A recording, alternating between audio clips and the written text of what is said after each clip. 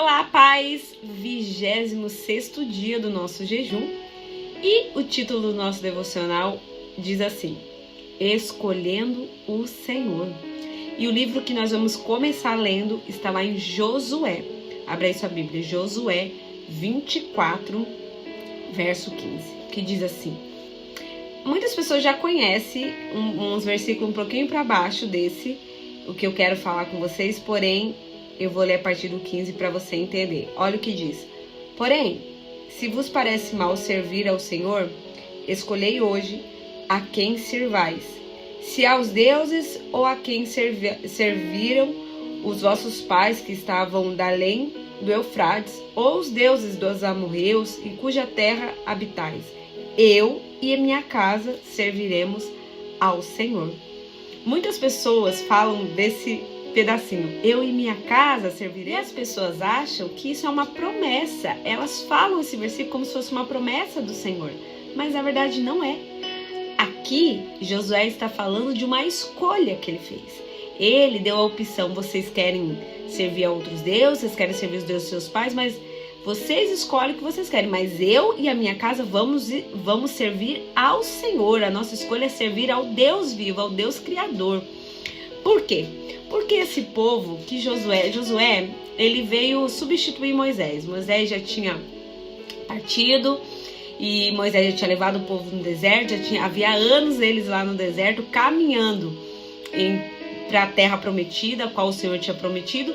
Esse povo já tinha visto assim diversos milagres, o mar se abrindo, uma nuvem que caminhava com eles durante o dia, fogo no céu para poder aquecer eles durante a madrugada, o maná que caía do céu todos os dias para sustentá-los. Porém, apesar de ser um povo que presenciou tantos milagres, era um povo muito incrédulo, um povo que vira e mexe, tinha dúvida se realmente eles iam entrar na terra prometida, eles tinham medo, eles deixavam o medo tomar conta.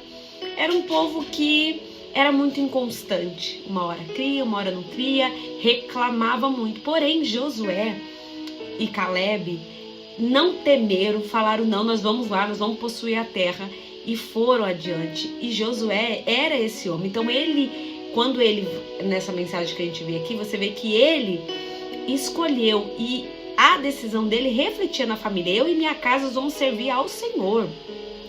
E muitas vezes nós estamos como esse povo. Muitas vezes nós estamos diante de situações que, ao invés de se reunirmos com a nossa família e determinar e clamar para que a situação mude, nós ficamos com medo. E nos esquecemos de quantas são as vezes que Ele já nos livrou, de tudo que Ele já realizou na nossa vida. Nós deixamos o medo tomar conta, a insegurança tomar conta, assim como esse povo. E talvez você já está agora no dia 26 do jejum, agora já está mais fácil, as coisas já estão mais assim, de uma maneira mais visível para você, com mais clareza. Porém, a pergunta, até que a Wendy deixa aqui, é: quem é a pessoa que você vai se tornar após esse jejum? E quando esse jejum terminar, quem é você? Quem vai ser você? Você vai estar diferente?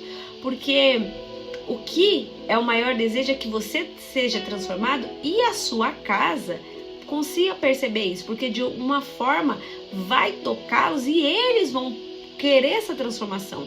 Precisa ser visível. Por isso você precisa estar fortalecido no Senhor, para que você consiga, no momento das dificuldades, chamar a sua família, se reunirem para juntos buscar, para juntos estar numa só fé. Mas primeiro precisa começar em você, assim como Josué, que estava na fé, reunia o povo em prol disso. Quero ler aí com você também, abre sua Bíblia, em Marcos 9:14. Em 14 em diante, vai ser do 14 até o 29. É um pouco extenso, eu vou ler com vocês aqui. Diz assim: quando eles se aproximaram dos discípulos, viram numerosa multidão ao redor e os escribas discutiam com ele. E logo toda a multidão, a ver Jesus, tomado de surpresa, correu para ele e o saudava. Então ele interpelou os escribas: o que é que discutem com eles? E um dentre a multidão respondeu: Mestre, trouxeram-te o meu filho possesso de um espírito imundo, e este, onde quer que o apanhe, lança por terra e ele espuma, rilha os dentes e vai definhando. Roguei aos teus discípulos que o expelisse, e eles não puderam. Então Jesus lhe disse: ó geração incrédula, até quando estarei convosco? Até quando vos sofrerei? Trazei-mo. E trouxeram-no. Quando ele viu a Jesus, o espírito imediatamente agitando-se com violência e caindo ele por terra, revolvia-se espumando. Perguntou Jesus ao pai do menino: há quanto tempo isso lhe sucede? Desde a infância, respondeu. E muitas vezes o tenho lançado no fogo e na água para matar. Mas se tu podes alguma coisa, tem compaixão de nós e ajude-nos. Ao que lhe respondeu Jesus: se podes, tudo é possível ao que crê. E imediatamente o pai do menino exclamou com lágrima: eu creio, ajuda-me na minha falta de fé. Vendo Jesus que a multidão corria, repreendeu o espírito imundo, dizendo: espírito mudo e surdo, eu te ordeno, saia desse jovem e nunca mais torne a ele. E ele, clamando e agitando muito, saiu, deixando como se estivesse morto, a ponto de muitos dizerem: morreu. Mas Jesus, tomando pela mão, e ergueu, e ele levantou. Quando entrou em casa, os seus discípulos lhe perguntaram em particular: por que não podemos nós expulsá-lo? Respondeu-lhe Jesus: esta casta não pode sair senão por meio de oração e jejum. Você acha que o menino só foi liberto por causa da presença de Jesus? Na verdade, aqui, a presença de Jesus operou o milagre. Porém, se não fosse a fé, sem fé, não seria possível o milagre acontecer. Até Jesus fala aqui no começo: o que vocês vão fazer? Tipo, quando eu não estiver mais aqui, como é que vocês vão agir? Como que vocês vão fazer? Porque vai chegar uma hora que eu não vou estar. E quantas são as vezes que nós agimos assim? Com falta de fé, não sabemos o que fazer diante da situação, nos encontramos paralisados, sem saber como agir, porque estamos fracos, sem fé. Que é o que estava acontecendo com os discípulos. É o que estava acontecendo com o pai do menino, com os discípulos. Aquilo ali serviu para ensinar eles a crer, a usar as armas que ele tinha, a oração, o jejum. E não era se Jesus podia ou não fazer, porque ele pode todas as coisas. O que ele fala: eu posso todas as coisas. O negócio é você crer nisso, você acredita. E sem fé é impossível agradar a Deus. É sobre você acreditar. Como que anda a sua fé? Como que você tá? Você tá igual o povo lá no deserto, uma hora crê, uma hora não crê, já viu todos os milagres e fica nessa balançando? Sem fé é impossível agradar a Deus. Sem fé, te lembrar que só fé for do tamanho de um grão de mostarda, se ela chegar, é capaz de mover monte de lugar. É pela fé que as coisas acontecem. E como que a fé acontece? Como que a fé cresce em mim? A fé vem pelo ouvir, e ouvir a palavra. Por que muitas vezes eu só estou sem fé? Porque muitas vezes eu não estou me alimentando. O pai pede: me ajuda com a minha falta de fé. O pai do garoto. Nós podemos falar: pai, estou fraco, estou sem fé, me ajuda com a minha falta de fé. Mas o que eu vou fazer? Buscar me alimentar. Existem tipos de demônio que só saem com jejum e oração. Por que o jejum? Porque eu preciso estar o quê? Fortalecido, forte espiritualmente, para ter sabedoria de como eu vou expulsar, fazer isso em oração. Então, se o jejum nós estamos fazendo, você está orando, mas e como anda a sua fé?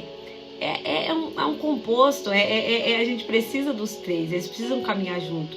Você está se alimentando, está fortalecido, ou você está, as coisas como é que estão caminhando, você está na dúvida?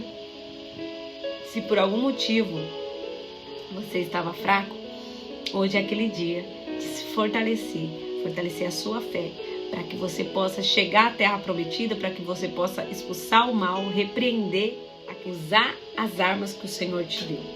Então vamos orar? Feche seus olhos. Pai, quantas são as vezes que estamos como esse povo no meio do deserto, com medo, deixando a dúvida tomar conta do coração.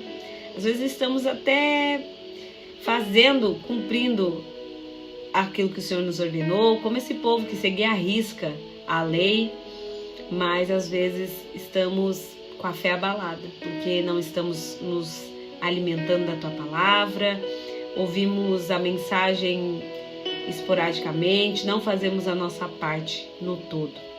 E aí, meu Pai, como a tua palavra diz, que houve um lugar que até o Senhor ficou impossibilitado de agir por causa da incredulidade das pessoas. Então, meu Pai, na verdade, a tua presença é o que nós desejamos. E, na verdade, se estivermos sem a fé, não vamos conseguir acreditar que o Senhor está conosco. Essa que é a verdade. Porque até o fato de termos a certeza que o Senhor caminha conosco, essa certeza é a fé que nos dá, que nos garante. Porque não vemos, porque não tocamos, mas a fé, a nossa fé, nós acreditamos nisso. E é ela que nos move, é dela que precisamos. Então fortalece a nossa fé, nos traz a sua palavra para nos alimentar, nos fortalecer dia após dia. Que possamos ser fortes e corajosos como Josué foi, para conquistar, e porque Josué decidiu escolher te obedecer, e não só ele, mas toda a casa dele. Ele era um exemplo para a família, através da fé dele, o lar dele foi abençoado e muitas pessoas puderam desfrutar daquilo que já era uma promessa que o Senhor tinha para aquele povo. Desde já, meu Pai, te agradecemos. Muito obrigada, Jesus, por tudo. A ti consagramos, meu Pai, a nossa casa, o nosso lar, a nossa família, a nossa vida. Em nome do Pai, do Filho e do Espírito Santo. Amém? Graças a Deus. Deus te abençoe. Deus abençoe a sua casa, a sua família, a sua vida de uma forma extraordinária. Fica com Ele, fica na paz. E amanhã eu tô de volta. Deus te abençoe.